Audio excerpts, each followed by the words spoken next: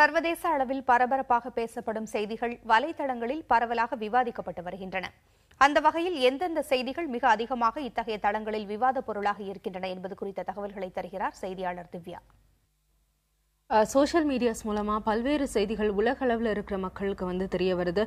உலகத்துல எந்த இடத்துல எந்த பிரச்சனை நடந்தாலும் அல்லது வேறு எந்த விஷயம் நடந்தாலும் அதை வந்து எளிதாவே மக்களை சென்றடையுது அப்படின்னு சொல்லலாம். அந்த விதத்துல யுக்ரைன்ல நாடாளுமன்றம் வளாகத்திற்கு முன்பு ஏற்பட்ட அந்த ஆர்ப்பாட்டத்தின் போது ஏற்பட்ட வன்முறையில கையெறி குண்டு வீசப்பட்டதுல வந்து பாதுகாப்பு படை வீரர் ஒருவர் வந்து உயிரிழந்திருக்கிறார். இது குறித்த செய்திகள், இது குறித்த புகைப்படங்கள் வந்து இந்த இடத்துல வெளியிடப்பட்டிருக்கு. அந்த சம்பவம் நடைபெற்ற போது என்ன நடந்தது அப்படின்றதுக்கான சிசிடிவி ஆதாரமும் தற்போது வந்து கிடைத்திருக்கிறதா இந்த இடத்துல தகவல் வந்து வெளியாகி இருக்கு.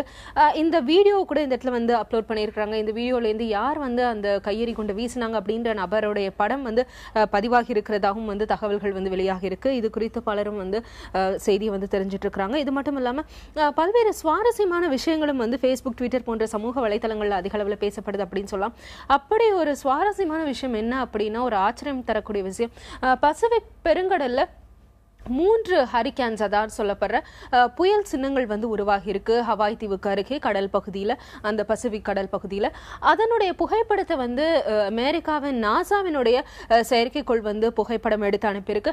அந்த புகைப்படம் என்பது சாதாரண மக்களுக்கு மட்டும் இல்லாம இது வந்து வானிலை ஆய்வாளர்களுக்கே ஒரு மிகப்பெரிய ஒரு ஆச்சரியமான ஒரு விஷயமா இருக்கு. இந்த மாதிரி ஒரே நேரத்தில் அருகருகில வந்து 3 புயல் சின்னங்கள் வந்து உருவாகி இருக்கிறது.